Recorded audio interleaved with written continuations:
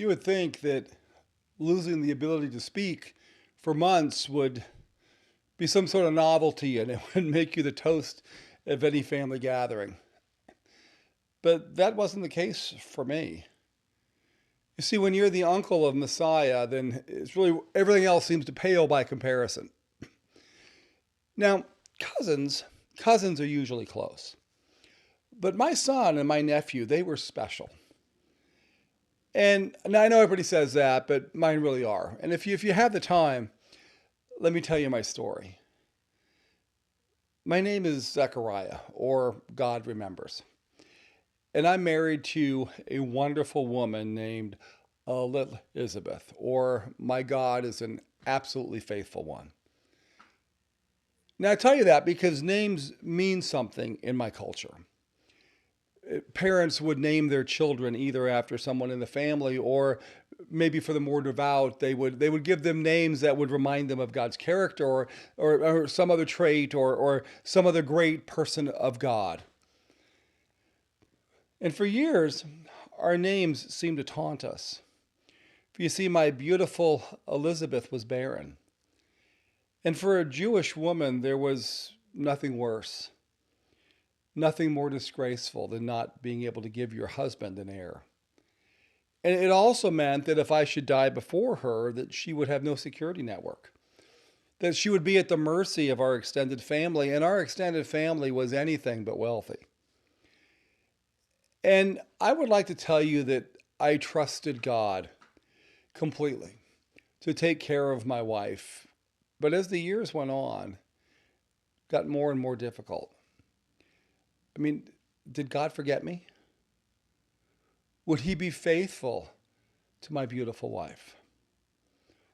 Or was it all just one big cruel joke? And I think it would have been better if it wasn't for my life's calling. I probably could have it may have been a little bit easier to swallow. For you see, I was not only a Levite, but I also can trace my lineage back to Abijah, Aaron's grandson. Now, the story of our family is important. King David, was considered the greatest of all the kings of Israel. In fact, he ruled over united Israel before that awful split after Solomon. And he had a heart for God. And we know that he longed to build a temple for Yahweh, a permanent place where people could meet with God. But he was also a man of war. Now most of the fighting was thrust upon him, and you could easily say that David did not go about seeking battle. He wasn't bloodthirsty. Now we know that he came to fame first of all, by killing Goliath, and then he spent most of his life at war. But he did bring peace to the kingdom. But it came at a very high personal cost. David was not allowed to build the temple for God. His son Solomon would have that privilege instead. Now, this must have been a huge blow to David because he was not allowed to show his gratitude to the God who was faithful to him his entire life. But he did the next best thing. Our history, or your scriptures, tell us that David gathered building materials and precious stones and gold and silver and bronze in abundance to make his son Solomon's task so much easier. Since the new king was young and inexperienced, David gave Solomon all the plans for the temple, the plans for all that he the plans for all that he had by the Spirit, including the division of the priests and the Levites for all the work of the service of the house of the Lord, the scripture says. Now, previously, the priests and the Levites worked with the tabernacle, which was a much smaller and portable house of worship. The temple would be substantially larger, but more importantly, it would be permanent with stationary furniture. It's not something you would be picking up and moving every other day. And those Levites, who were not physical descendants of Moses' brother Aaron, Israel's first high priest, had the unique responsibility of ministering over the tabernacle of the testimony, over all its furnishings and over all the things that belonged to it. And so David divided the descendants of Levi into smaller divisions so that each family would have an equal opportunity to minister. Now, likewise, the priests were also divided, and there were 24 divisions, which allowed each division or order to serve for 2 weeks each year. And the order of Abijah, which was mine, was the eighth order. Now, it was a heavy burden as well as an amazing privilege to serve God. When it was your family's turn to serve, all the eligible men were lined up, and one was picked. One was picked by lot to enter the holy place and burn the incense. Now, the use of lots was so that the person picked would have been picked by God and not by man. Because to be picked was affirmation that you were a righteous man. It was an incredible privilege. And this was a once-in-a-lifetime honor. For once you were picked, you were not eligible again. And I will never forget the day that the lot fell on me. I was humbled. I was also a little bit afraid. You see, a man can be forgiven many things in life. But if you tripped while serving a guest a meal, I mean, the worst you would face is a little embarrassment. But if you tripped while serving the Lord in this holy temple, we were told we would not live to tell the story. So I took up the fire and I entered the holy place. And it was an amazing feeling. You could tell that you were standing on holy ground. There was an unnatural hush in the place. I wanted to laugh and cry at the same time, but I had a job to do. The people were outside the holy place and they were praying, and I needed to light the incense to show the prayers of the people lifting up into the presence of God himself. And I was intent on my mission. And then suddenly my life changed. You see, I found myself not alone in the holy place, and I must have dropped the coal when I looked up and I saw the most magnificent man that I have ever seen. On the right side of the altar of incense, what could only be an angel from the Lord. And I got to tell you, I was terrified. I almost had a wardrobe malfunction right there in the holy place in the temple. And my lifeless body would then be dragged out, and I would bring shame upon my entire family. This is what's going on through my mind at this time. And I thought all of these things in just a few seconds. It's true, life really does, and time really does stand still. But I wasn't able to keep it together, just barely, when the angel spoke. And the angel said, "Do not be afraid, Zechariah, for your prayer has been heard. And your wife Elizabeth will bear you a son, and you shall call his name John.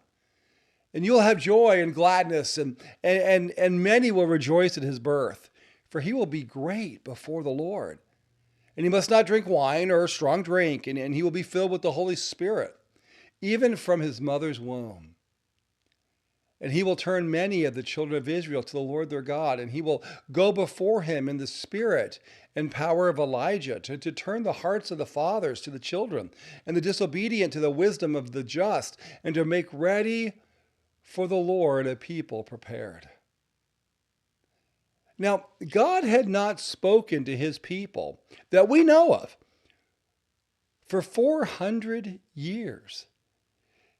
And he sends an angel to tell me that I was going to be a father, and that my beautiful Elizabeth would know the joy of being a mother.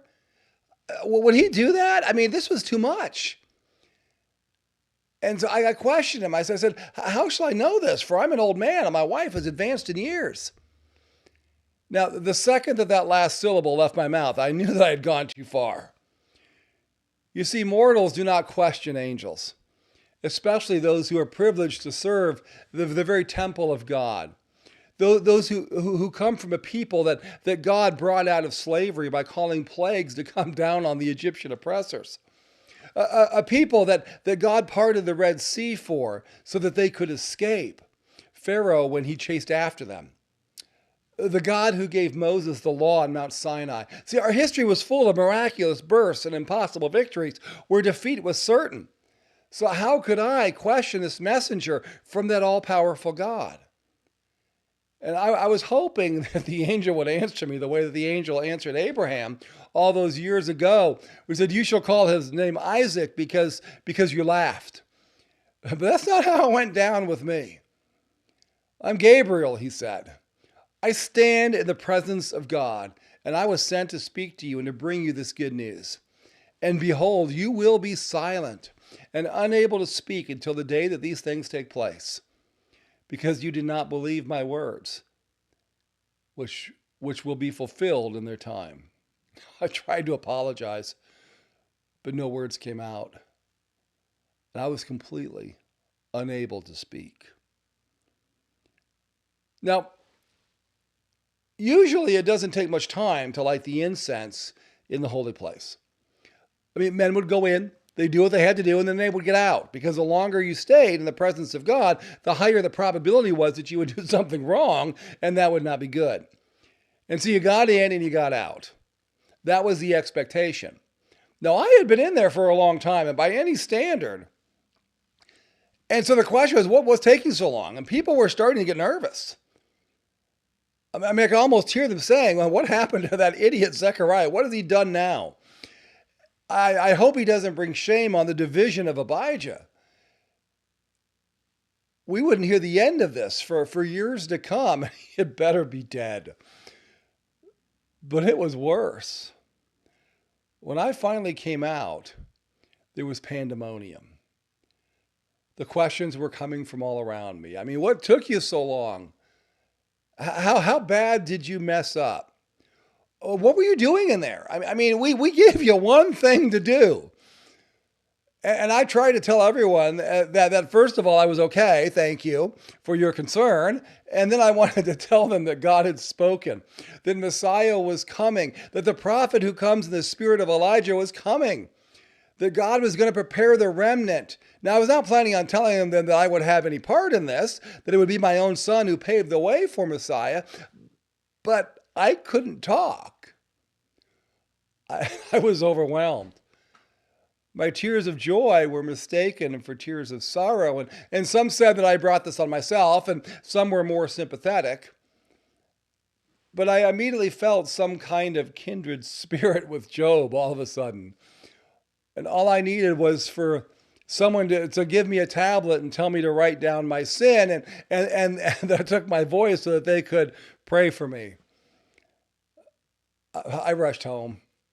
I didn't need the masses. I didn't need the sympathy. I didn't need the people. What I needed was my wife. And one look at her told me everything would be okay. See, she didn't ask too many questions. She just loved me. And in no time, she told me that she was expecting a child. Now, the fact that I couldn't talk should have been my first clue that God would do what Gabriel said he would do. But to hear those words, Zechariah, you're going to be a father. How I longed to hear those words. And I thought I never would. Silently, I sobbed with gratitude as I held my beautiful wife. Now the mother-to-be of a child, and I hold her so close to me. I'm going to be the father of a son, a special boy. I know that he's going to love the Lord and that he's going to be used by God mightily. I mean, this was the hope of every God-fearing man, that his son would serve the King of Kings. And I had the promise that mine would. Now our lives settled down, and the neighbors were kind. Many tried to find out what I had done to make God so angry with me, but it was kindly meant, but I got to tell you, I really didn't appreciate it. Because my story would never be believed. Now, I thought that I had heard everything. I thought that I had heard everything until Elizabeth's relative, Mary, came for a visit. Now, I really didn't want the company. But Elizabeth longed for someone who could answer her back when she asked a question and could actually carry on a conversation, which of course I couldn't do.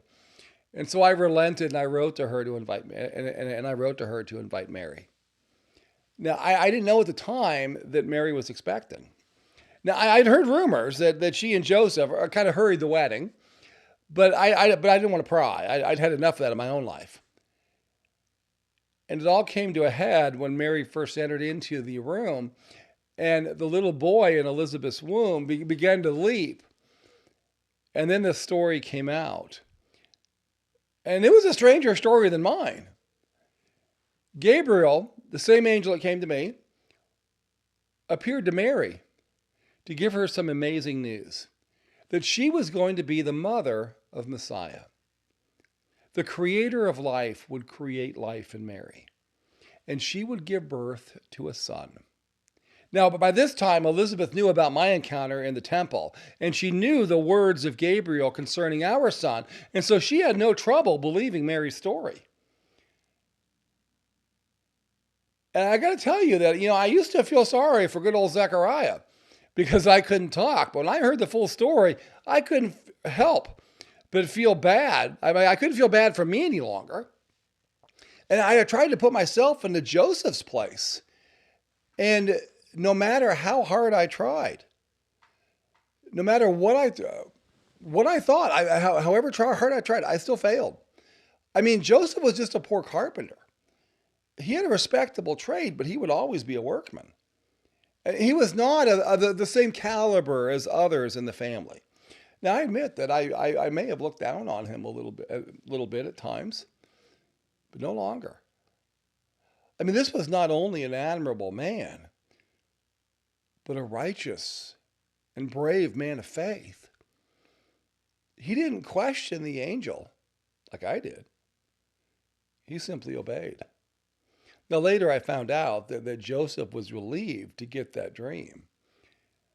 He couldn't believe that Mary would cheat on him so brazenly and that the story was too far out there to be a lie. Now he just had the normal worries. The worries that all first-time fathers have. Will he be a good father? Will I model for him what it looks like to be a good husband? Will I have to discipline the one who was the agent of creation? The normal questions that new fathers have every day. And now Mary left, and we spent the next few months getting ready for the birth of our own son. And when the time came, everyone was overjoyed. Zechariah had had a son at last. And they expected us to name him after me. After all, I had waited a long time for this great moment. Elizabeth said, no, his name will be John. And when I was asked if I agreed with this crazy name, I asked for a tablet and I wrote, his name is John. Now, as soon as I finished writing, my mouth was open and I was able to speak again. The first words out of my mouth were words of praise. I was so grateful. You see, God did remember, and he's always faithful. I began to speak again, and I was shocked at what came out of my mouth. I prophesied that my child would be called the prophet of the Most High, and that he would prepare the way for Messiah. I rejoiced. Elizabeth rejoiced. And we talked for hours about how good God was to us. But he had just begun to work. A few months later, when Mary was about to deliver her precious promised baby boy, Augustus issued a decree that everyone needed to go to their ancestral home to register for the census to determine how much in taxes each must pay for his expensive war with Antony in Egypt. But many of our neighbors complained, but Elizabeth and I just smiled. See, after Mary's visit, we started studying up on Messiah. Now, we knew that he would come from Bethlehem, but we didn't know how God was going to pull this off. Will there be another angel? Does God have his own travel agency? I don't know. No, God used a cynical Caesar who thought his plan was good to get more money, and he had absolutely no idea that he was simply a tool in the hand of Yahweh. Now, we marveled later as we heard about the quest for a room when they arrived. I was outraged, as Joseph told me that they were turned away time and time again, and I sympathized with the kind innkeeper who made room for them in the barn. And we were astonished as we heard about angelic choirs announcing to lowly shepherds that the King of Kings had been born in Bethlehem. We were grateful for the Magi, who came bearing gifts that financed the frantic run into Egypt to escape the sick Herod. And we were so relieved that we lived outside of the killing zone. And we mourned with those who had lost children on the altar of self-serving.